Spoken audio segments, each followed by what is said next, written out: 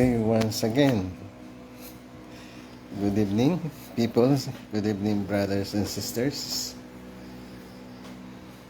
So, it's another night to share with you, to meditate with God, to glorify God, and to praise God.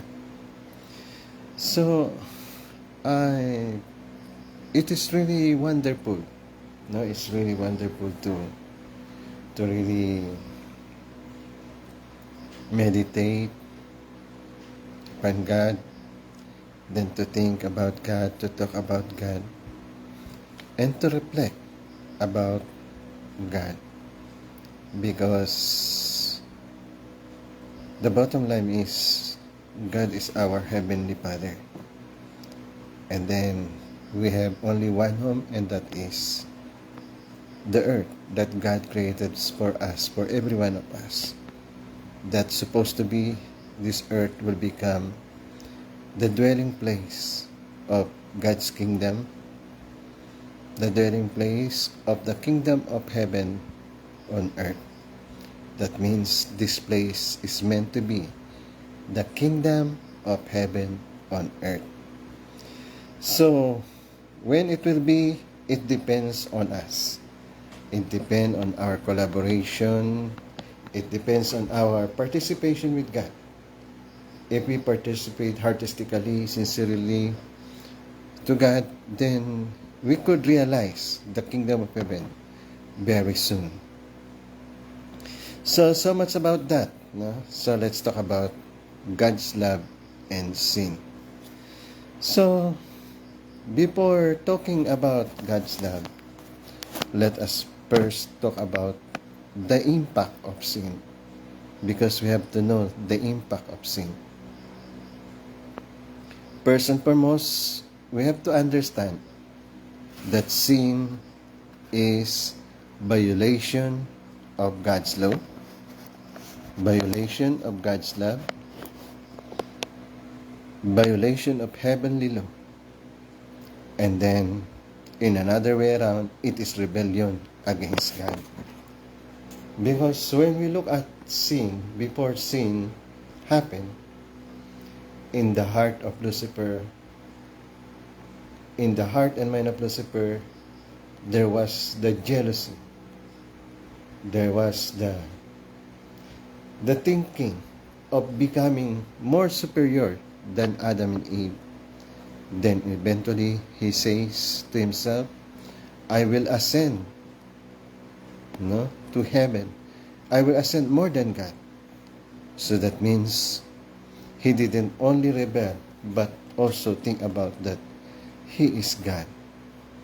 And as we look around, there are several leaders that wants to become Shudugan. Shudugan. Wanted to control people, wanted to enslave people, and then even enslaving their nation, enslaving their own people. Why? Because of selfishness, because of sin. They become the prototype of Satan. A prototype of Satan, a copycat of Satan, because they enslave their people. And that is not should be. We need to come back to God. We need to realize the will of God.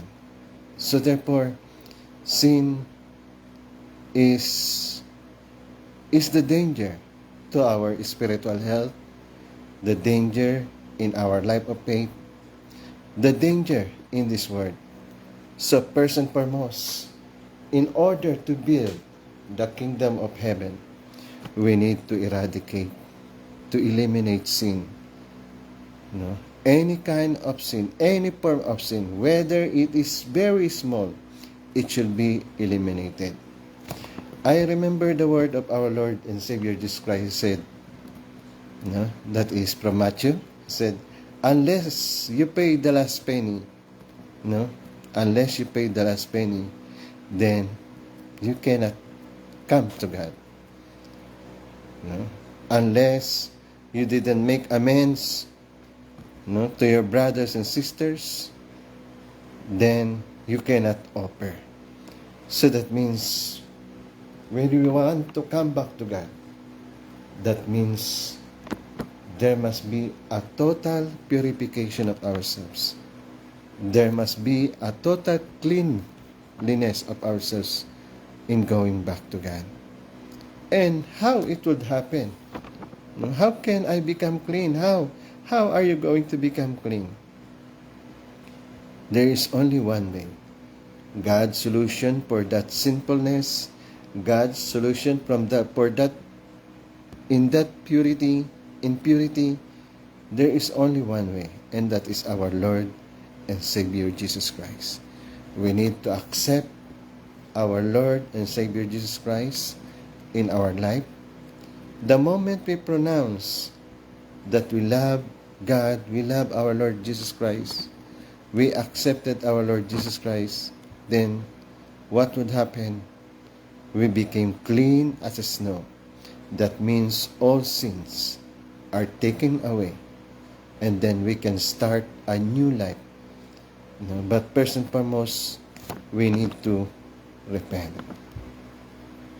So we have to remember that because of that sin, what happened? We cannot reach God, even though we are praying, even though we are talking to God. We cannot reach, we cannot reach God because in some way we can say there is no internet. There is no internet. Why there is no internet? Because of sin.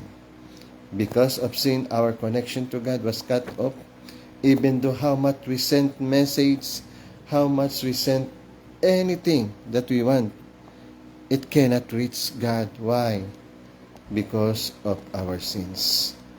But of course, when we pray with humbleness, when we pray with repentance, when we pray with our Lord and Savior Jesus Christ, when we pray with the Holy Spirit, then automatically, then we can reach to God. Therefore, our internet connection to God is our Lord and Savior Jesus Christ. The internet that will never fail, the internet that will never fluctuate, the internet that will not stop, and especially the internet that you have nothing to pay, that is free. The only thing that you can do is to accept, to love our Lord and Savior Jesus Christ. And then we can have that kind of eternal internet connection to God, that every prayer, every petition that we ask for God, then it can be answered by God. Our Lord Jesus Christ said, anything that you ask in my name, it will be provided.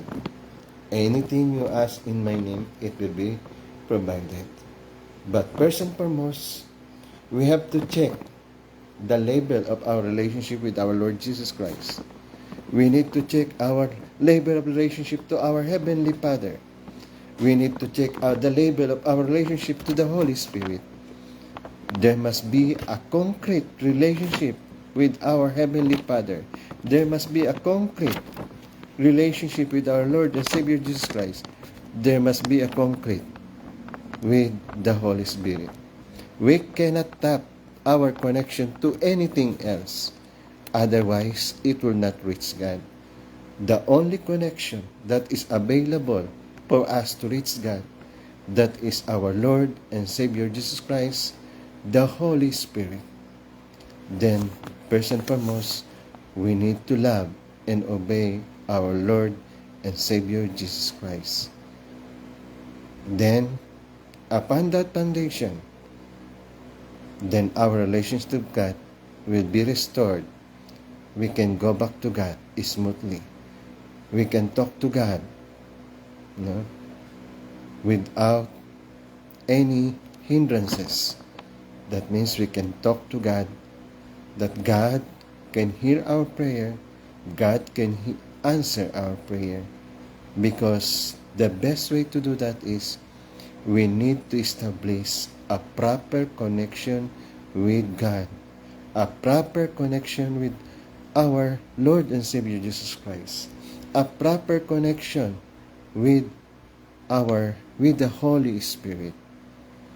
Once we establish that proper connection, then we can establish that intimate relationship with our Heavenly Father. And then God can work through us. God can help us to anything that we need. God can bless us with anything that we hope for. Because we have that kind of relationship with our Heavenly Father. And we have to remember, along the way, as we reflect in the history of humanity, from ancient times down to this common era, we can see that God is serving.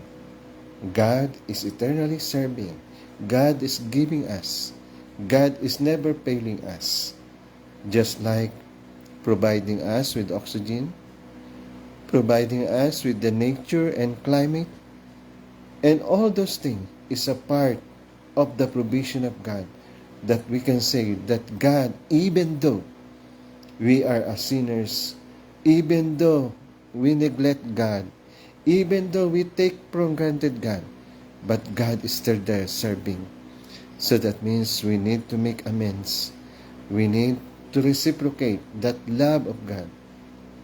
We need to have that proper give and take action with God. And that is only possible through our relationship with our Lord and Savior, Jesus Christ. Because He said, I am the way, the truth, and the life. No one comes to the Father except through me. And then, when we restore that kind of relationship, then God will be able to listen to us. God will listen with our prayer, just like the prayer of King David, the prayer of Isaiah, the prayer of Abraham, the prayer of Jacob, the prayer of all the disciples. All those answered. Why? Because of that proper relationship with Heavenly Father, because of that proper relationship with our Lord Jesus Christ, and because they allowed the Holy Spirit to come in their lives. Literally, the Holy Spirit that is promised by our Lord and Savior Jesus Christ, that would come after the 40 days resurrection of our Lord and Savior Jesus Christ. So therefore, in order to reciprocate that, first and foremost, we need to repent. We need to humble ourselves with God. We need to say, God, I am sorry. I wanted to come back to you. Just like the prodigal son. The prodigal son come back to God. Come back to his father with anything, asking for. What he just wants is to be with his father. Even he say, even I will become a servant to my father. I will do so, just to be with my father. The same kind of relationship, the same kind of intensity of longingness to a father. That means, even though we will not be acknowledged by the Father as a son or a daughter, but still we will be with our Heavenly Father because of that love. Because we know that everything that we need for, everything that we hope for, everything that we long for, only comes to our Heavenly Father. That means we need to have the same intensity of going back to God. That even we can say, even I will be a servant to Heavenly Father, I will do so. Just I can come back. I will come back to Heavenly Father even even I will become a servant. But of course, we understand when the prodigal son come back to God, come back to his father, what father did? What the father did? He make a celebration. The same thing with our Heavenly Father. The moment we come back to God, there will be joy and happiness. The heart of God will celebrate with joy. The heart of God will be glorified. The heart of God will be comforted. Why? Because all of His children come back to Him. So it is not only me, it is not only you that needs to come back to our Heavenly Father. That means the 7 billions of the people of the world must come back to God. When we do so, that means we can make this earth as kingdom of heaven on earth. And then, we need to accept our Lord and Savior Jesus Christ. No? Because that is the provision of God, the protocol of God. If we need to come back, we need the Son of God. We need Christ. We need the Messiah. And that is our Lord and Savior Jesus Christ. We need the way. We need the truth. And we need the life. And that is our Lord and Savior Jesus Christ. And then follow and obey Him. Our Lord Jesus Christ said, if you love me, you must obey my commandment. If you love me, you must love one another. They will know you that you are my follower if you love one another. Please let us bear in our mind the word of our Lord Jesus Christ said, they will know you that you are my disciples. They will know you that you are with me.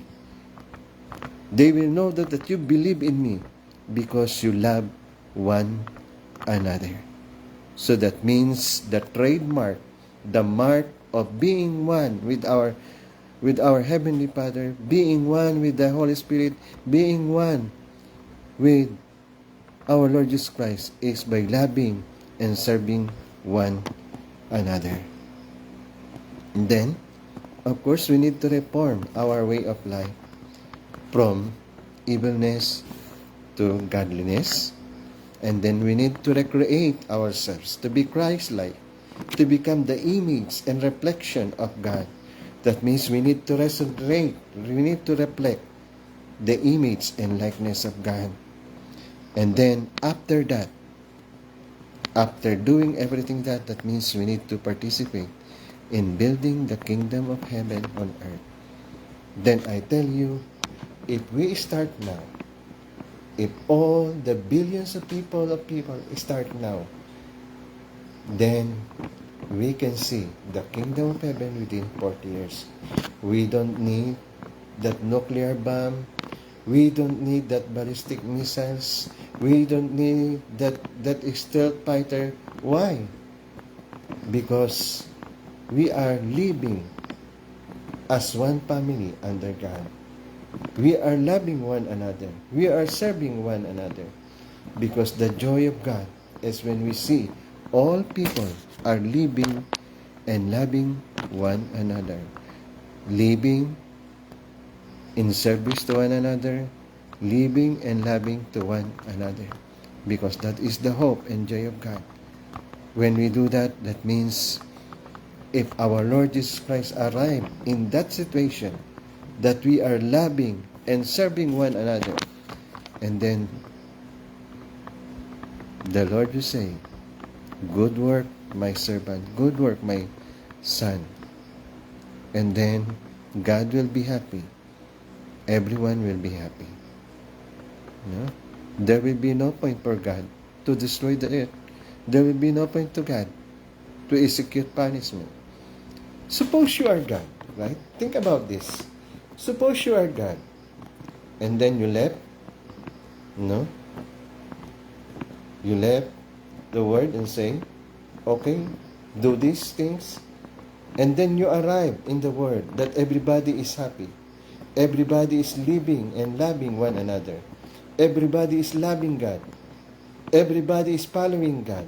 Everybody is loving our Lord, Savior Jesus Christ. Everybody is one with the Holy Spirit. Then what will our Lord Jesus Christ do? What God will do? Just like in Nineveh. When Nineveh repented and reformed their lives, what God did? He never destroyed Nineveh, but spared their life. And so the same thing. That means we need to prepare ourselves.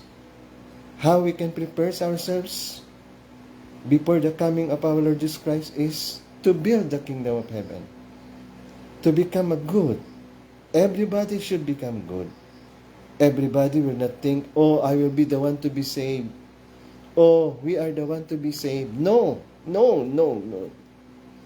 What we need to do is, no one should be left behind. Everybody will be saved. Why everybody will be saved? Because we build the kingdom of heaven on earth.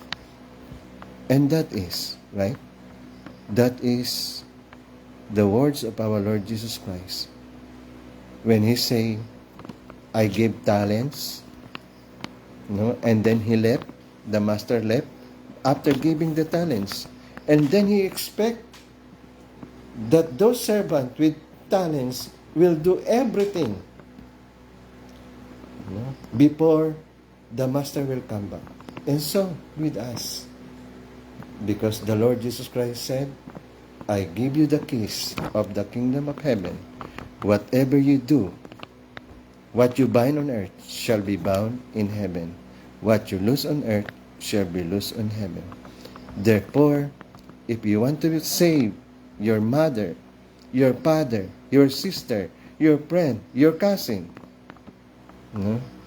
your barangay, your nation, your continent, if you want to be saved, you want to save your nation, you want to save your region, you want to save your continent, the only way to do that is, let us build the kingdom of heaven on earth. And then, what will happen next? If we are able to build the kingdom of heaven, and then God will be happy. He says, good work, my son. Good work, my servant. That is the way to prepare. Not to be fearful, not to be afraid. The only way to prepare is to eliminate sin, to live a righteous way of life before the coming of the Lord. While our Lord giving us time, while God is giving us time, just like Noah, he gave 120 years. Noah, please do this in 120 years. That means God's provision for their repentance is 120 years. And then, during the time of Nineveh, God's provision for them to repent is 40 days. And now, let us do this. In 40 years' time, we will be able to build the kingdom of heaven. And then, once we build the kingdom of heaven, then God will be happy. No one will be left behind. And then we can see the kingdom of God. So that means we understand that God's love is universal. God's love is eternal. God's love is unchanging. God's love is hopeful. God's love is expecting that no one will be left behind. No one will be punished. No one will suffer. But everybody will come to repentance. Okay? So once again, thank you very much for tuning in. And I hope to see you again for another episode of our daily posting. Please like and share. And also you can follow me on my YouTube channel. Thank you and God bless, and let us pray. Our most Heavenly Father, we would like to express our gratitude and thankfulness before you for giving us this opportunity that even in online platform, we were able to share your words to one another. Help us to propagate your word. Help us that your word will become viral. Help us, bless us that your word will become trending. And then we can realize the will of heaven. we can establish the kingdom of heaven, and we can live as brothers and sisters, as one family under God. Thank you for everything. Thank you for your guidance. Thank you, Heavenly Father. Thank you for your love. Lord Jesus, thank you for your sacrifice. Thank you for saving us and giving us eternal life. This I ask and pray, beloved name of our Lord Jesus Christ. Amen. And once again, good night everyone, and see you again tomorrow to our daily book study.